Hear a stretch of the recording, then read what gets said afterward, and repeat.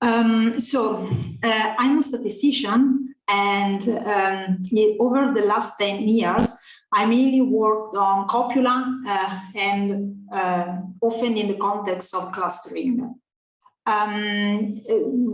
Since I moved to the Free University of Bolzano, I've been working more on applied and interdisciplinary topics, and today I'm going to present some results of a couple of works done with two colleagues of the Faculty of Science and Technology, Andrea Menapace and Maurizio Righetti, and one colleague from the University of Trieste, Roberta Papadà. So this is a joint work of statisticians and engineers, and the general topic concerns copula-based analysis of thermal energy demand in the district heating system of the Italian city Bolzano. So the motivation of the work comes from the urgent need of contributing to the reduction of climate change. And one important contribution can be done if we reduce greenhouse gas emissions. European Union aims at reducing greenhouse gas emissions by at least 55% by 2030. And by 2050, it aims at reaching an economy with net zero greenhouse gas emissions. So in this perspective, the development of low carbon and sustainable energy distribution and production systems can play a very crucial role.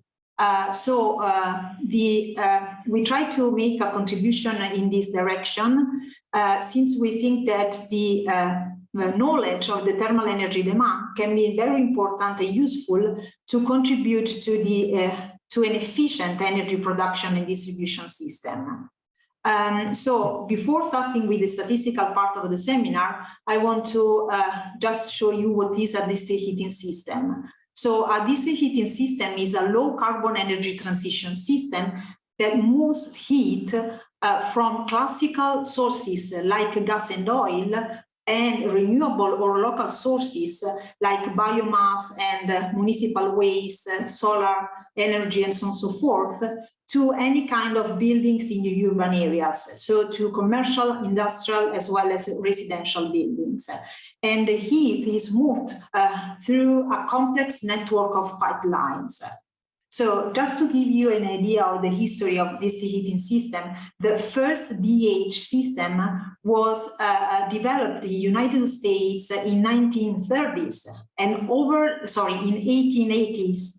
And over the next 50 years, it was also developed in Europe. So we're talking about the 1930s. So changes are very slow, but in the last 2 decades, experts are accelerating the transition from the 4th to the 5th generation of this heating system. And the best goal for the DH system is to have a system that fully exploits local heat sources and combine them with renewable sources. And it's able to distribute energy in an efficient way, so through a low grid losses. Of course, the development of a modern district heating system is a challenge, since it's required huge investments of capital, human expertise, and of course, a complex institutional framework. So we try to give a contribution to the development of efficient district heating system by providing some probabilistic and statistical tools for investigating the thermal energy demand. So our first research question concerns the analysis and the investigation of the relationship between weather conditions and thermal energy demand.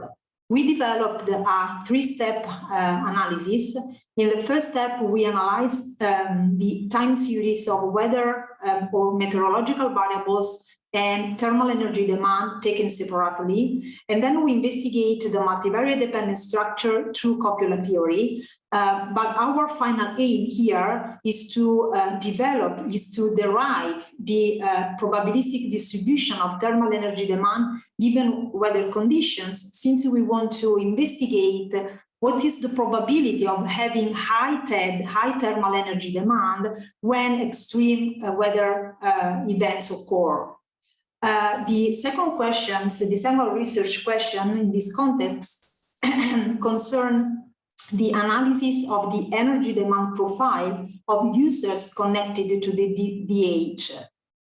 This means that we are talking about a kind of panel data analysis, and we want to define a dissimilarity measure suitable for analyzing the dependence between the energy demand of each user, with the final aim to assess if there exists a structure underlying the data that can be useful to find groups of uses that are homogeneous with respect to the energy characteristics of the buildings.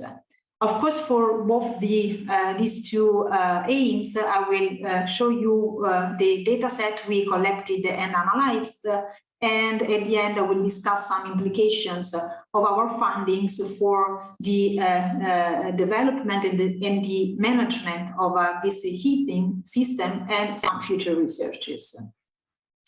So it's well known, and it's also intuitive, that thermal energy demand depends on meteorological variables. And now we ask if which kind of dependence exists between thermal energy demand and meteorological variables, since we want at the end have a probabilistic tool useful to know information about the thermal energy demand given extreme climatic event. We do this analysis by using copula theory and by developing the conditional probability based on the copula model we are going to estimate. So our work concerns the age of the Italian city Bozen-Bolzano, which is characterized by an energy network endowed by smart meters that provide real-time information and high-quality monitoring. Many buildings in the city of Bozen-Bolzano are connected to the DC heating system, and we have 101 substations that provide time series data. The data we analyze are provided by Alperia. Alperia is an Italian company based on South Tyrol that produces heat and electricity and exploit renewable and local sources.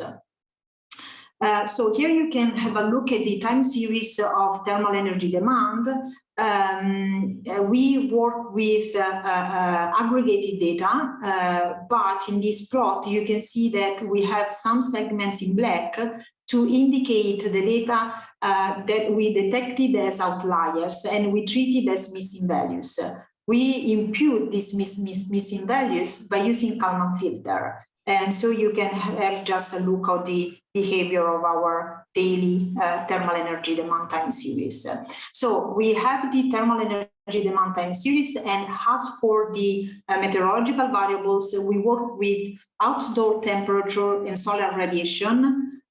We have also other information on the weather, like wind speed and precipitation, for example. But in our analysis, they result not significantly related to the thermal energy demand. So we focus the attention only on the outdoor temperature and solar radiation. The period of observations goes from September 2014 to August 2017, but we analyzed the data of the so-called heating season, which goes from the middle of October to the middle of April, according to the Italian law. We work with daily aggregation of data for TED and daily average value for the outdoor temperature and the solar radiation. And here you can have a look at the data. So in the bivariate relationship, we can note that there is a strong linear dependence relationship between TED and outdoor temperature, and there is a quite nonlinear and asymmetric dependence relationship between TED and solar radiation, as it could be expected. And between outdoor temperature and solar radiation, there is a positive, almost nonlinear and quite asymmetric dependence relationship. These comments are confirmed if we look at the trivariate scatter plot of our data. So we can guess that we have a nonlinear component in the dependence relationship and also an asymmetric component. So as I briefly told at the beginning of the talk, we developed a three-step analysis. In the first step, we analyzed the marginal distribution of our time series taken separately, and we use ARIMA modeling. In the second step, once we get the uncorrelated residuals from ARIMA models, we analyze the multivariate dependence structure by using copula models. And at the end, we analytically derive the conditional distribution of thermal energy demand given meteorological conditions. So as for the first step, we use the Bozen-Jenkins procedure. So for each time series, we estimate a ARIMA model. Here you can see the generic model for a stochastic process ZT. So we have the stochastic process and some preliminary transformation to get stationarity, and then the autoregressive part in the regular and the seasonal way, and also the moving average polynomials as well in the regular and seasonal way. The time series analyzed show very clearly a linear trend. And for the TED, we can also see a mild seasonal effect that is most evident in the partial autocorrelation function here. So based on these plots and also based on the results of some statistical tests to assess if there is a stationarity or no stationarity, and we are talking about the linear stationarity and seasonality, we can conclude that in the thermal energy demand, we have both linear trend and seasonality. And for OT and SR, we have only a linear trend. So we applied some transformations to remove the no stationarity. And after we get the stationary time series, for the outdoor temperature, we identify an ARIMA 014, and you can see the autocorrelation and the partial autocorrelation function of the stationary time series. Here you can see the estimated models with significant coefficients. For the solar radiation, we identify an ARIMA 111. So also here we applied just the regular operator to remove no stationarity. And then we have an autoregressive part and a moving average part.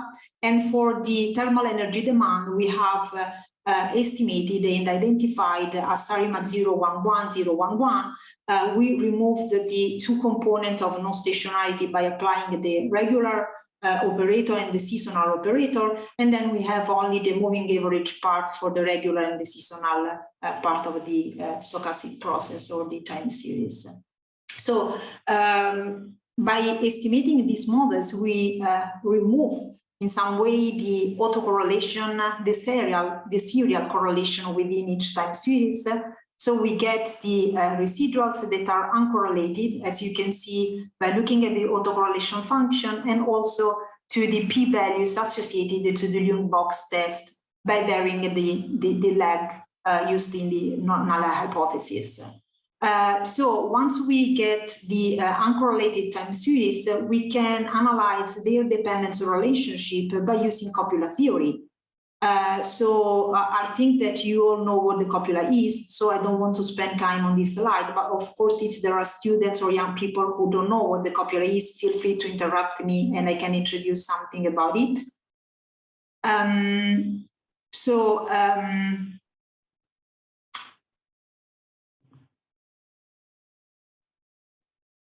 Yes, okay. So copula is a distribution function. So given a joint distribution function with margins F1, Fk, F capital K, which are univariate margins, copula is a function indicated by capital C that is equal to the joint distribution function and is a function whose argument are the univariate distribution function of the margins. So this means that copula is just a multivariate distribution function. It has been defined in the Star theorem in 1959, even though the Star theorem is the first theorem talking about that states the statistical and probabilistic meaning of the copula, since copula was born at the end of the 18th. So copula is a distribution function, and if we differentiate the joint distribution function, we can obtain the joint density function, and we can understand the meaning of the copula if we look to this expression, since we have that any joint density function can be expressed by C, which is the density of the copula and the contribution of each univariate margins. So in this way, the copula is the function that expresses the multivariate dependent structure of the data generating process. We are dividing in some way the contribution of each univariate margins by the contribution of the multivariate dependent structure of the joint density function. We focus the attention on the copula. Due to this canonical representation of joint density function, we can easily understand that copula is really flexible, since we can model copula separately by the other univariate margins. We can combine different estimation methods. So we can use, for example, a parametric estimation method for each margin and a non-parametric estimation method for copula, and so on and so forth. And so we can model the multivariate dependent structure of the data generating process by using potential any kind of dependent structure, defining the copula model we use. And we can separate the dependent structure by the contribution of each univariate margins. Okay, so each copula, in the literature, there are many different copula models, and each copula exhibits a different dependent structure. Here you can see some contour plots of the most used copula models in the bivariate case. So we have the Gaussian copula and the T-student copula, who belongs to the elliptical family. And then the Clayton, the Gumbel, and the Frank copula that belongs to the Archimedean family. And the Joe copula, which is another kind of copula. So each model exhibits a different behavior of a different shape of the multivariate dependent structure. Gaussian, T-student, and Frank copula are useful when we have symmetric dependence relationship. Joe, Gumbel, and Clayton are useful when we have asymmetric dependence relationship. And for example, Gumbel and Joe are useful when we have right asymmetry, or the Clayton is useful when we have left asymmetry. So we can potentially express any kind of dependent structure by defining a copula model, a specific copula model. To exploit the flexibility of copula models, we also worked with flipped copula models. In this case, we focused the attention only on two flipping transformations. So on the copula C001 and the copula C110, where 0 indicates that the axis is not flipped, and 1 indicates that the axis is flipped. So in the first model, we have only the third axis with the flipping transformation, and in the second model, we transform the first two axes. So to give you a graphical idea of the flipping transformation, you can see in the plot on the left here, just the bivariate scatter plot of a three-dimensional Clayton copula. So we know that it's a left asymmetric copula, and you can see that all the three pairs of variables exhibits left asymmetric asymmetric dependence. In the middle, in the plot in the middle, you can see the C001 Clayton copula. So we flipped only the third axis, and you can see that the relationship between U2 and U3 and U1 and U3 are rotated. Similarly, in the plot on the right, you can see the C110 model, and you can see that the direction of the relationship between each pair of variables is changed according to the flipping transformation. So the flipping transformation is a way to keep into account other kind of dependent structure. Finally,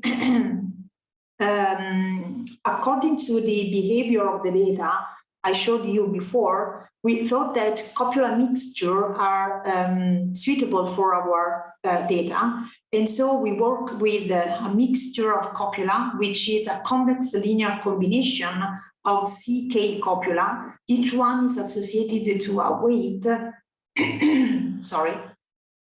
to a weight pi k, which is called mixing coefficient, and expresses the weight of the specific component, the specific copula, to the mixture of copula. So the whole vector of parameters to be estimated here is given by the vector parameters of each copula in the mixture, so theta k by varying k, and also the vector of mixing coefficient for k that goes from 1 to capital K. So how we can estimate copula mixture, and also we can estimate copula model.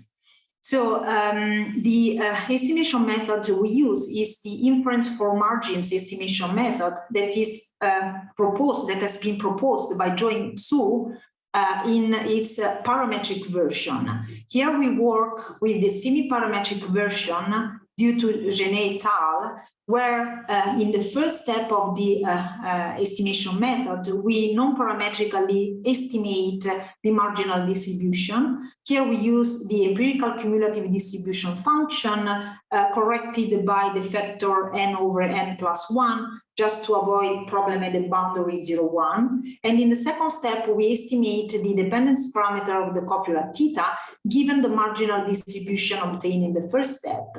In the semi-parametric version, the copula parameter is estimated through a parametric estimation method, and we use the log likelihood estimation method.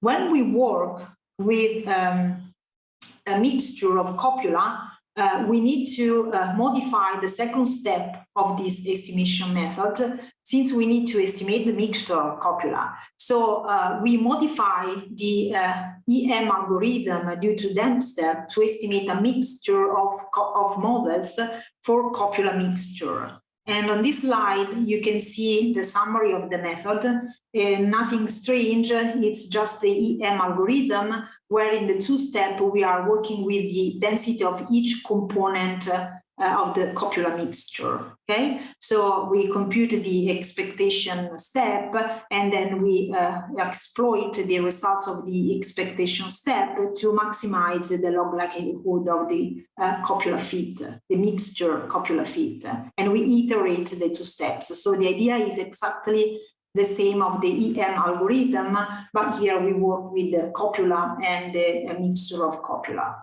Okay. So based on the archaic information criteria and the leave one out cross-validation, we selected as best model a mixture of two components. One component is the unstructured student T, and the other one is a flipped Clayton copula. So here you can see the estimated dependence parameter and the estimated mixing coefficients. And so we can see that the student copula has a stronger parameter, higher parameter, so has a stronger impact in the model. And 0.15, about 0.15 is the estimated mixing coefficient for the Clayton component. Since we use an structured student component, we can see that we have different sign of the correlation between for each pair of variables, and they are consistent with the behavior of the data we observed at the beginning. So the final model is shown here. You can see the distribution function of the mixture of the student and the Clayton model. Starting from this estimated model, we analytically derive the conditional probability function of high TED, high thermal energy demand, given extreme weather conditions, so low values of temperature and solar radiation. So just one information, remember that U1, U2, and U3 are the probability integral transform of outdoor temperature, solar radiation, and thermal energy demand. So U3 and X3 indicates thermal energy demand, and the other two variables indicates the two variables, meteorological variables. So here we compute the probability that the thermal energy demand is greater than a specific percentile, given that we have extreme values for solar radiation and outdoor temperature. And we can see that this conditional probability has a negative exponential behavior for values of U1 and U2 that are smaller than the third decile. When U1 and U2 are greater than 0.3, the conditional probability shows an almost linear behavior. But it's interesting to note that especially when we have really extreme values for the temperature and the radiation, the conditional probability steeply increases, even though we have a small changes in the two meteorological variables. Here you can see just a numerical example. The probability increases by 1 point when we decreases the temperature by only 1 degree. So there is a strong impact when we have extreme values for the temperature and the solar radiation. And we can also see the different impact of the two meteorological variables on the thermal energy demand. In the plot on the left, you can see that once we fix the outdoor temperature, we change the values of solar radiation, and here you can see the behavior of the conditional probability, and the effect of solar radiation on thermal energy demand appears to be moderate. The effect of the outdoor temperature on the conditional probability function of thermal energy demand is stronger than the one we see regarding the solar radiation. And so here, once we fix solar radiation, you can see that the probability increases when we have extreme outdoor temperature. So how we can exploit this probability function and our results to support an efficient production and distribution of heat in the district heating system. Here you can see the thermal energy production time series in the bold of the DC heating system of the Italian city considered. And we can see the thermal energy production according to the type of facilities supporting the and supplying the DC heating system in Bolzano. So we have the classical gas-fed boilers and two alternative sources, which are the waste-to-energy plant and combined heat and powers, which are renewable sources in some way. We can see that the time series of combined heat and power is almost constant over time, but this capacity has, these facilities has a very small capacity, or at least smaller than the other capacities.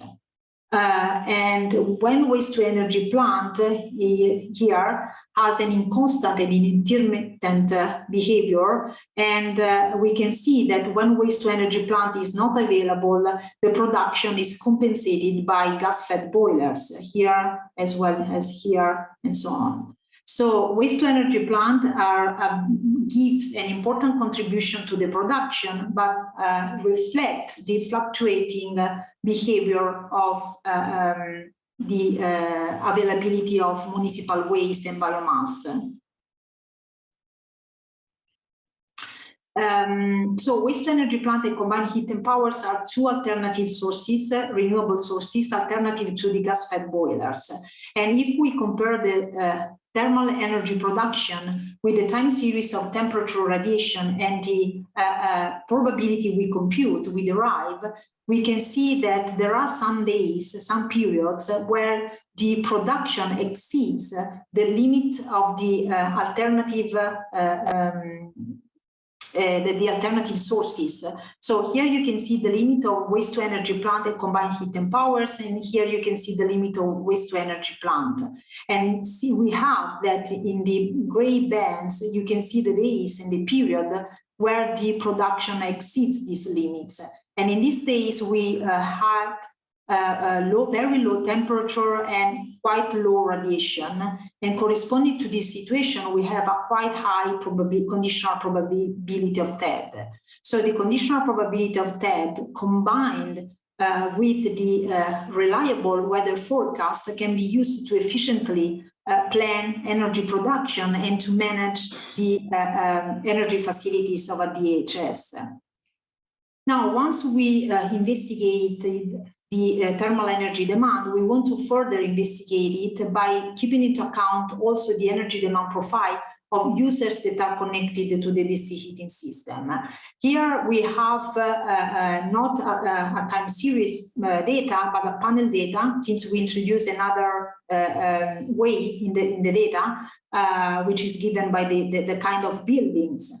So the question here is how we can compare the energy demand profile of users to assess if there exists a structure underlying the data that can be useful to support the efficient planning of energy production. So we work with panel data, and so we develop a clustering procedure to cluster variables in our panel data. And in this work, that is a working paper, we are exploring the potential of dissimilarity measure based on the Ali-Mikhail-Haq copula. We work in the hierarchical clustering framework and with the classical linkage rules. So we need only to define a dissimilarity measure to compare pair of users. So here you can see the on the map the buildings we are taking into account. So this is a map of Bolzano, and this is the historical center site. This is another old district, and this is another new district. So these are the buildings connected to the residential buildings connected to the DH, and we work with the same meteorological variables as previously described, but here we do not aggregate data. So we have 150 hourly observations concerning the thermal energy demand, and we focus the attention on a weak winter in the winter of thermal energy demand. The number of residential users is 41, and we want to compare their energy profile. So we use copula. Again, the literature of copula and clustering is very extensive. So just to give you an idea of this literature, you can think about that the copula has been used in the distance-based clustering framework and also in the model-based clustering framework. In the distance-based clustering algorithms, copula has been used mainly for defining new dissimilarity measures that are in most of the cases bivariate, the dissimilarity for bivariate relationship. There are some works developed specifically for the analysis of time series, and one attempt to provide a general mathematical framework for the usage of copula in the hierarchical clustering context, and so for defining dissimilarity measures and measure to compare groups of observations or variables is given by Fuchs et al. In 2021. In the model-based clustering framework, we have also a lot of works. For example, the two most important, probably most important way to use the copula-based clustering algorithms are the one developed by Cosmidis and Carlis, who developed the model-based clustering framework by using not a mixture of Gaussian distribution, but a mixture of copula. So the approach is very similar to the classical model-based clustering framework, but they use copula in the linear combination to define the mixture. And another approach has been developed by myself and a colleague from the University of Bologna, where we use the log likelihood estimation, of the copula fit to find clusters of variables that are independent within and dependent between. So I don't want to spend more time on the copula literature, and I want just tell you that it's very extensive, and in our work here, we focus on measures of associations based on copula. So we explore the potential useful of the Ali-Mikhail-Haq copula in the hierarchical clustering context. This copula is able to describe both negative and positive dependence, but it's suitable only for very small correlations and small dependence, since the range of values for the Kendall's tau is very small. So there is a mathematical relationship between theta and tau, and so we can map tau and theta and vice versa. And here you can have an example of the strength of the dependence described by the AMH copula. Okay, so of course, this choice depends on the fact that in our data, we have very small correlations. And so we decided to map the Kendall's tau into the range -1 to 1 to to better distinguish the dissimilarity between our variables. So the dissimilarity measures we are studying is on this slide. We have two components, a factor Cjj prime, which is a spatial weight, and the other part of the formula is a dissimilarity function, dissimilarity measure. So Cjj prime is the spatial weight that expresses the distance, the geographic distance between J and J prime.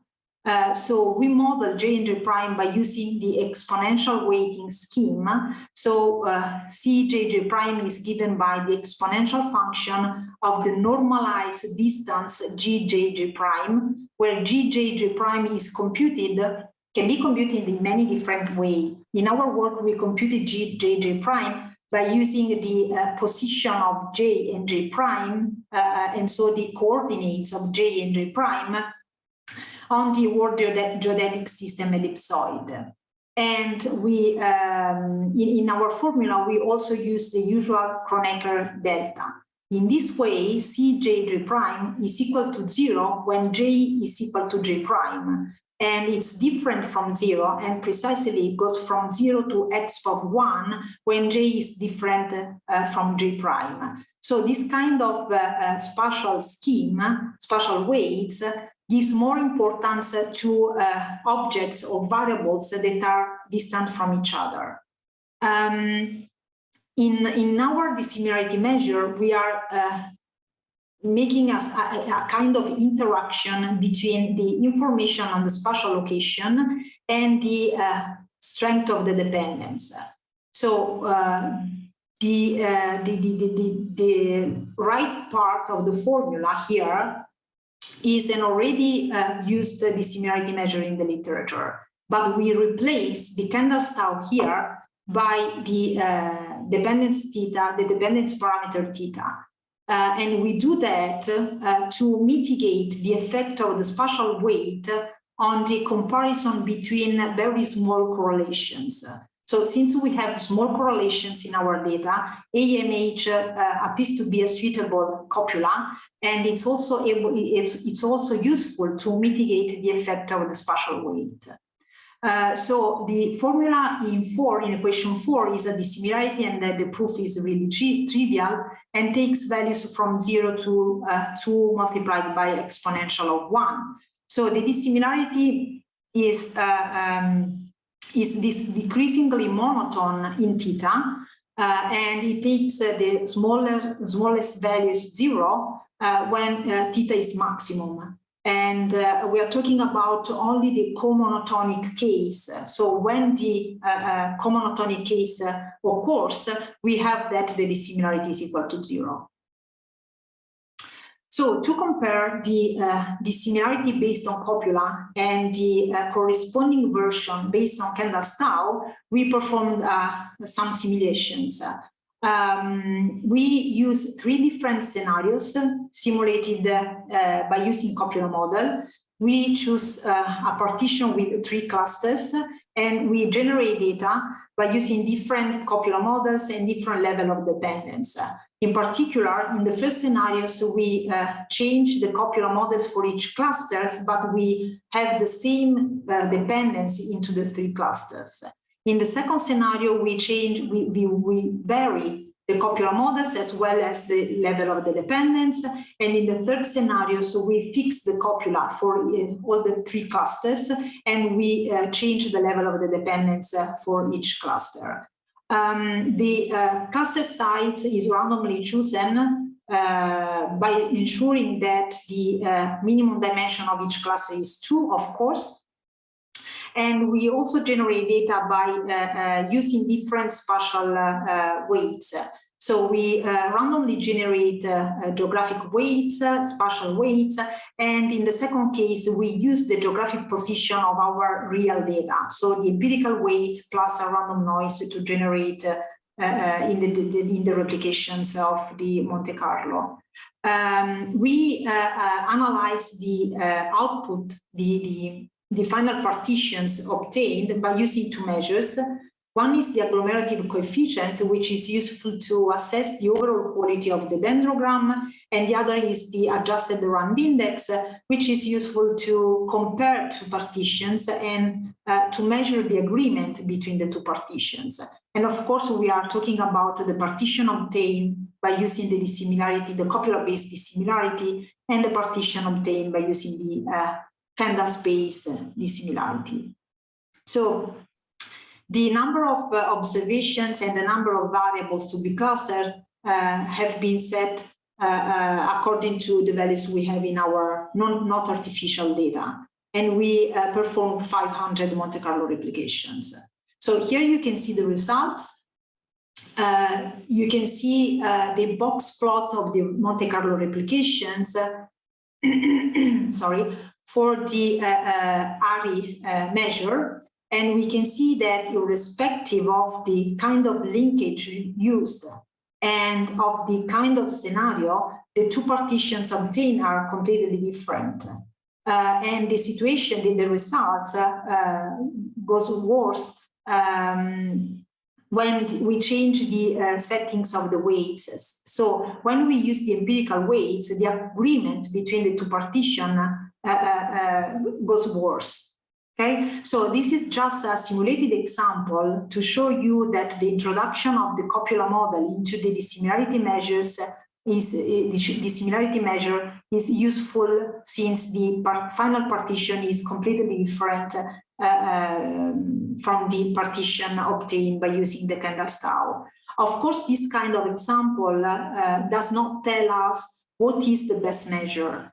So by using the agglomerative coefficient, we can see that the copula-based dissimilarity overcomes the dissimilarity based on the Kendalls, irrespective of the kind of linkage rule used, and also irrespective of the kind of scenario. In general, we can see that the best result is for the complete linkage rule and the dissimilarity based on the copula. Here, the effect of the weight settings of weights appears to be mild. Also for the empirical weights, we can see that the complete weight is the best, appears to be the best measure. So we applied these results on our panel data before running the clustering algorithm. We removed the serial correlation within our data, and we use a dynamic panel regression model to estimate the thermal energy demand by keeping into account the lagged version of the TED and also the relationship with the outdoor temperature and the solar radiation. Also here we have also a significant relationship between TED and lagged variables, lagged meteorological variables. So this is a classical dynamic panel regression model, and after some preliminary analysis, we found that this is the best model for our data. That we estimate the model by using the generalized method of moments, exploiting the instrumental variables approach. So once we get the residual time series, we estimate the dissimilarity matrix using the copula-based dissimilarity measure. We compute the spatial weight in the way I showed you before. So by computing the geographic distance between each pair of uses, and then we apply the hierarchical clustering algorithm with the complete linkage. By using the Dan-like index, we cut the dendrogram at a 4-cluster solution. So on this slide, you can see the results of clustering. On the right, you can see the map of the city and the 4 groups. And on the left, we plot the box plots of our clusters with respect to 3 new variables that are time invariant and which are heating surface, age class, and energy class. So energy class, the best energy class is 80 and the worst is 160. The age class goes from 3 to 9, and 3 indicates the oldest buildings and 9 the newest building.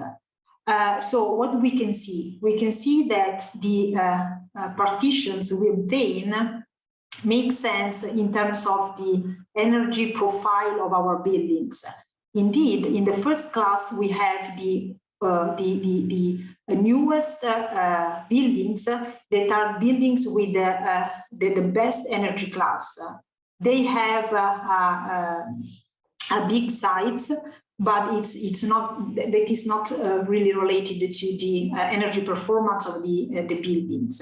And you can see on the map here that these buildings belongs to the new district of the city. In the second clusters, we have very different values of the age class. Indeed, we have buildings that are new or old but renovated. And this is the reason why we have a good energy class, even though we have some old buildings. And in the other 2 classes, we have small and medium-sized users that belongs to the historical center city of of Bolzano. So the historical center city and also the one of the older district of the city. And you can see that the energy class is high. In the cluster 3, we have more homogeneous energy classes for the buildings, and in the cluster 4, we have the oldest buildings with the highest energy class. So what is the message to take home? We investigate the dependency relationship between thermal energy demand and meteorological variables, and we assess that extreme weather event can affect thermal energy demand. We also see that the kind of buildings, which means the kind of energy performance of buildings, can have an impact on thermal energy demand. And copula theory can support the multivariate analysis of thermal energy demand, since it's useful to investigate the effect of extreme events and can be also useful to investigate the data generating process underlying the data. Of course, our findings can have potentially many important implications in energy production and distribution, since they can be useful for, our result can be useful for improving or having an efficient production schedule of energy, can be useful for the management of storage, and since they can be used for efficiently plan the usage of storage, and can be useful to coping with the fluctuation of the renewable sources. In the final aim, of course, they can be also useful to reduce climate change. So, of course, our approaches can be improved or extended in many directions. For example, we could investigate the time-varying copula approach instead of the static approach we used. We need to further investigate the properties of the dissimilarity based on the Ali-Mikhail-Haq copula, and so on and so forth. So since I think that I'm out of time, I don't want to spend more time on this slide. Here are just some references, and I thank you very much for your attention.